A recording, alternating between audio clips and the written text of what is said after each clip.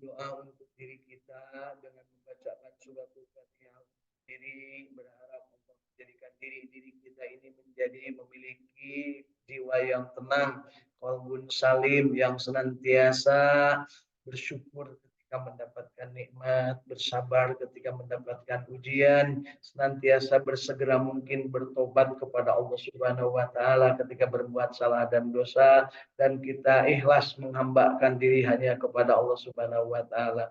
Kita juga bermohon dijadikan ahli silaturahim yang pandai menjalin silaturahim kapanpun, dimanapun, dalam keadaan apapun, dengan siapapun, dengan memanfaatkan potensi diri dan kompetensi yang dimiliki, serta dengan memanfaatkan media untuk berkolaborasi secara bijak dan memanfaatkan berbagai kesempatan untuk melaksanakan silaturahim menuju ke arah yang lebih baik.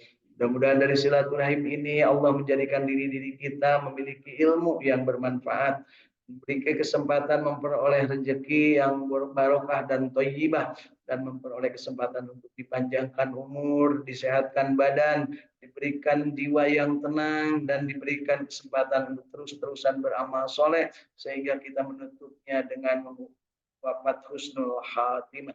Mudah-mudahan Allah kelak memanggil kita dengan panggilan indah, ya ayyatuhan nafsul mutmainnah irji'i ila rabbiki radiyatan mardiyah wadkhuli fi ibadi wadkhuli jannati. Mudah-mudahan Allah Subhanahu wa taala mengabulkan doa dan permintaan kita. Allahumma shalli ala sayyidina Muhammad wa ala ali sayyidina Muhammad. Allahumma inna nas'aluka ilman nafi'an, Allahumma inna nas'aluka rizqan thayyiban, Allahumma inna nas'aluka amalan mutaqabbalan, Allahumma inna nas'aluka bi husnil khatimah, Allahumma inna nas'aluka ridhaka wal jannah wa na'udzubika min syahhatika wan nar. Allahumma innaka afuwwun karim tuhibbul afwa fa'fu anna ya karim. Allahumma rabbana taqabbal minna innaka antas samiul alim wa tub alaina innaka antat tawwabur rahim.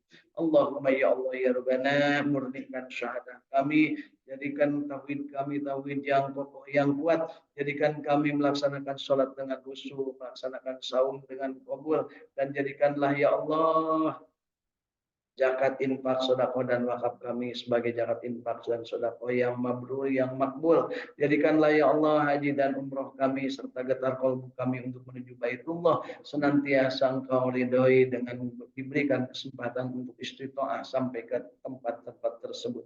Allahumma ya Allah ya Rabbana, jadikanlah haji kami haji yang mabrur, dan jadikanlah diri kami berada dalam keadaan mutmainnah dalam kehidupan. Allahumma rabbana ya alima ma bisyudur, akhrijna ya Allah minad dulumat ilan nur. Allahumma rabbana taqabbal minna innaka antas samiul alim wa tub alaina innaka antat tawwabur rahim. Rabbana atina fid dunya hasanah wa fil akhirati hasanah wa qina adzabannar. Subhana rabbika rabbil izzati amma yasifun wa salamun alal mursalin walhamdulillahi rabbil alamin. Nas'aluka al-ijabah bil barakah al-Fatihah. أعوذ بالله من الشيطان الرجيم بسم الله الرحمن الرحيم الحمد لله رب العالمين الرحمن الرحيم مالك يوم الدين إياك نعبد وإياك نستعين اهدنا الصراط المستقيم صراط الذين أنعمت عليهم غير المغضوب عليهم ولا الضالين آمين. Mari Bapak Ibu tiupkan telapak tangan kita, bacaan surat Al-Fatihah kita, hembuskan dengan nafas indah bersolawat. Allahumma shalli ala sayyidina Muhammad wa ala ali sayyidina Muhammad. Tiupkan telapak tangan kita, usapkan ke seluruh kita dari ujung rambut sampai ujung kaki, berikhtiar mengharap ridho Allah. Hakikatnya Allah lah yang mengabulkan semua kebutuhan kita.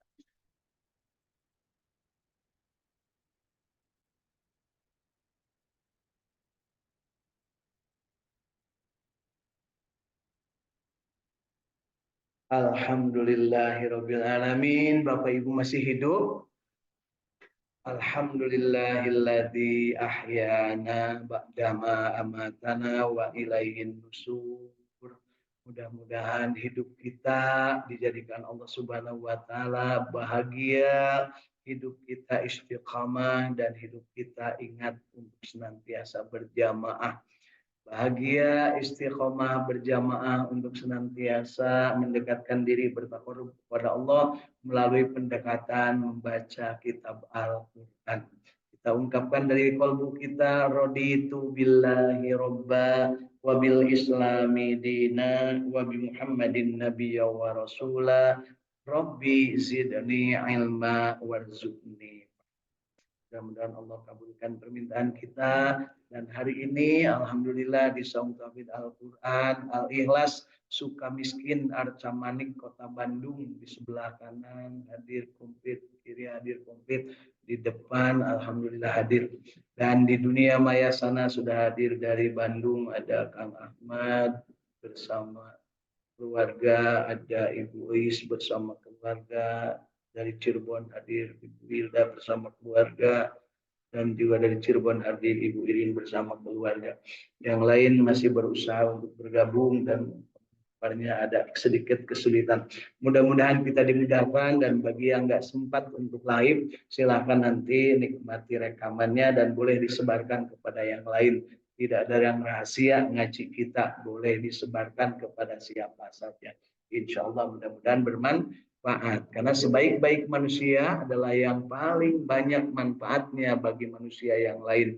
Meskipun hanya dengan men-share apa yang sudah kita dapat, maka itu termasuk mudah-mudahan kebaikan.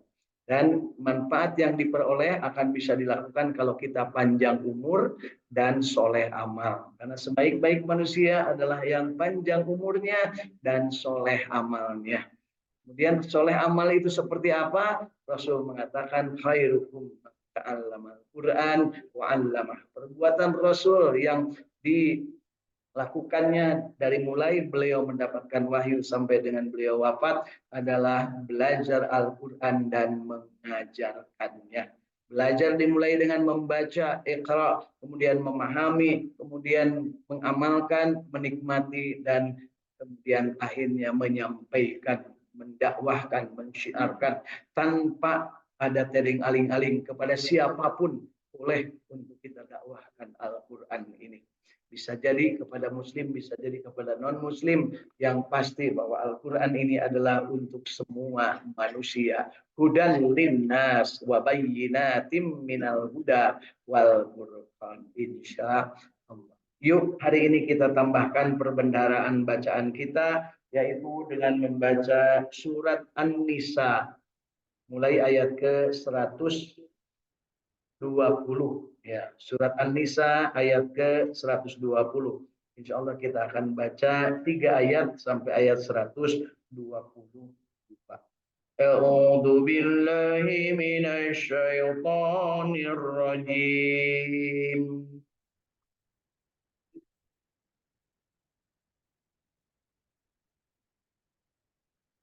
Bismillahirrahmanirrahim.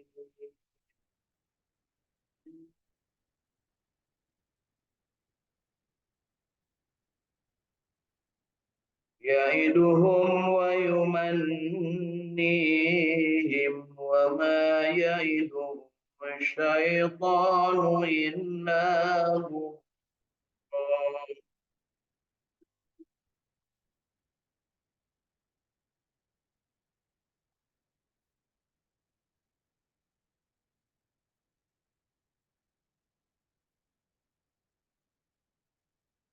mereka itu tempatnya jahanam, dan mereka tidak memperoleh tempat lari daripadanya. Yang dimaksud mereka di sini adalah yang sudah kemarin kita pahami, bahwa itulah setan dan para pengikutnya. Pengikut setan diajak oleh setan dengan janji-janji palsu, dengan melakukan upaya yang menjadikan manusia tertipu, manusia menjadi tergoda. Cara setan menipu manusia adalah dengan memusyrikkan mereka, dengan cara menganggap ada yang bisa disembah, ada Tuhan selain Allah, dengan menghadirkan berhala-berhala dengan berbagai jenis, dan tentunya dengan berbagai ketertarikan manusia untuk mengikutinya. Juga dengan berangan-angan kosong, Jadi menebar angan-angan. Lakukan setan itu menimbulkan waswis ya ke dalam hati supaya manusia itu tidak yakin akan Allah sebagai Tuhannya dan menebar angan-angan kosong alias sering disebut di kita menggantang asap, resep ngalamun, nempokkeun kebul. Wah, punya. Mudah-mudahan kita tidak termasuk yang mengikuti langkah setan itu. Ingat di ayat ke-120 ini Allah menyebutkan bahwa setan itu memberikan janji-janji kepada mereka dan membangkitkan angan-angan kosong pada mereka. Padahal setan itu tidak menjanjikan kepada mereka selain dari tipuan belaka. Ya, Bapak Ibu, ingat tipuan belaka itu dari setan. Kira-kira kita sering tertipu nggak, Bu? Sering. Syukur kalau nyadar, ya. Kalau yang nggak nyadar, wah saya mau nggak pernah tertipu setan. Wah luar biasa. Satu-satunya manusia yang tidak pernah tertipu oleh setan adalah Kangjeng Nabi Muhammad Shallallahu Alaihi Wasallam. Yang lain pernah tertipu, makanya mereka tidak bisa memberikan syafaat pertolongan di hari saat-saat tidak ada yang bisa memberikan pertolongan. Tertipu semua. Sebut Nabi siapa yang nggak pernah tertipu. Bahkan Nabi Daud pun yang terkenal punya ilmu dan jasmaniah yang kuat, fisiknya kuat, ilmunya tinggi, beliau tertipu oleh setan. Tertipunya oleh apa, Bu? Orang burung kecil, ya, digoda Nabi Daud ketika sedang berada di tempat mihrabnya, tempat ibadahnya di hari Rabu, ya. Di hari Rabu digoda dengan burung cek-celek, manuk sikinangka, bukan dengan burung merak atau burung nuri, apalagi burung unta, digoda itu dengan burung kecil. Ya, burung kecil itu menggoda Nabi Daud ketika sedang beribadah. Akhirnya Nabi Daud menginginkan melihat burung itu dan menginginkan menangkap burung itu. Apa yang terjadi? Burung itu menipu Nabi Daud sampai dengan ke gerbang atau ke temboknya istana Nabi Daud. Kemudian beliau begitu mau menangkap, yang terlihat bukan burung, tapi yang terlihat ada gadis yang sedang mandi di sebelah sana. Ternyata gadis itu adalah gadis seorang prajurit, ya, gadis seorang rakyat biasa, dan kemudian si suaminya itu disuruh untuk berperang dan meninggal dunia di medan perang.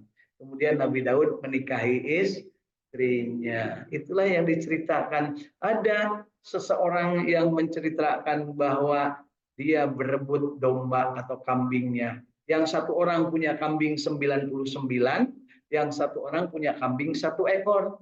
Yang punya 99 ingin memperoleh yang 1 ekor sehingga dia ingin membelinya, tidak diberi dengan harga semahal apapun, tapi dia maksa, ya, sampai akhirnya kambing itu dibeli dan menjadi milik dari yang punya kambing 99.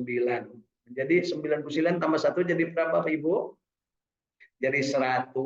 Yang punya kambing 1 dikurangi 1 jadi berapa? Ya, tidak ada kambingnya, tidak punya. Itu ternyata adalah simbol bahwa Nabi Daud itu sudah punya istri 99, garilis kabeh, ya. Tuh, kasep Pak, Nabi Daud mendalin homo, ya. Garilis kabeh. Kemudian ada seorang rakyat jelata yang punya istri 1, dia rebut dengan cara yang tidak hak, yaitu dengan cara menyuruh suaminya untuk berperang, dan akhirnya si perempuan itu jadi janda dan dinikahi oleh Nabi Daud. Kira-kira Pak RW gitu mau memberaharnya. Sekian nama gitu, sok hayang aing kabeh nyebutnya. Oh, Pak RW paling lamun Pak Eta nya gitulah nya. Ya, ulah batur. Ya. Ayan gitu, Pak. Itulah yang disebut di dalam ayat ini, mereka itu tempatnya jahanam dan tidak memperoleh tempat lari daripadanya. Siapa mereka? Yaitu yang tertipu janji kosong setan, dan dia dengan cara membangkitkan angan-angan kosong. Resep ngalamun, resep menghayal, pugu-pugu gawean urang majeng doran pacul, bisa nangan macul wungkul, der ngalamun, hayang naon, hayang jadi pegawai diskotik, bisa nyanyi karaokean. Akhirnya kadagor dolan pacul ku pamajikan anak. dan digebungkeun pada teu usaha wae. Nya betul Bu. Sing horeng udah disebut mik karaoke teh lain mik tapi doran pacul kana tarang. Ya. Ayat gitu Bu. Ayat. Baik, lu kita lanjutkan ke ayat ke-121. Ulaika ma'wahum jahannam wa la yajiduna anha mahisa.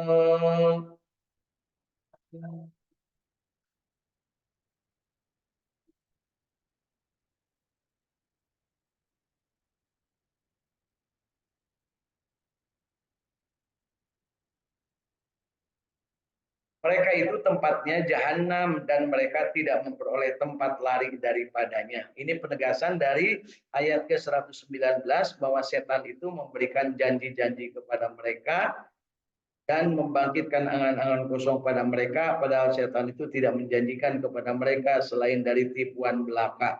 Di 120 dinyatakan seperti itu. Ayat 119-nya menegaskan bahwa dan aku benar-benar akan menyesatkan mereka. Itu janji setan. Jadi jangan lupa Bapak Ibu, janji setan itu janji setianya, ya, dia akan menyesatkan manusia sampai akhir zaman gitu ya.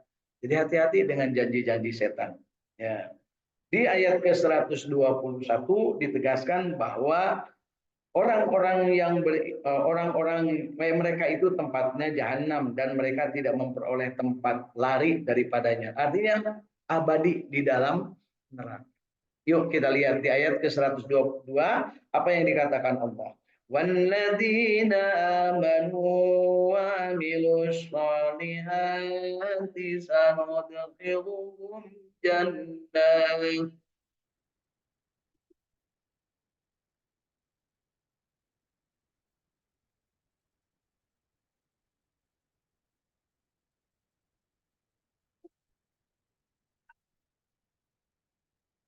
سندخلهم جنات تجري من تحتها الأنهار خالدين فيها أبدا.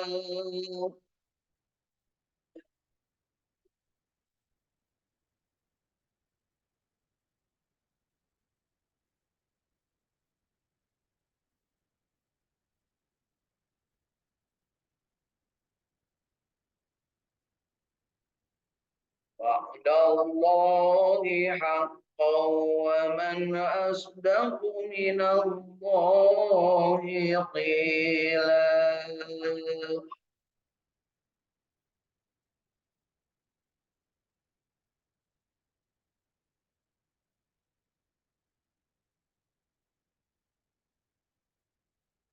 صدق الله العظيم.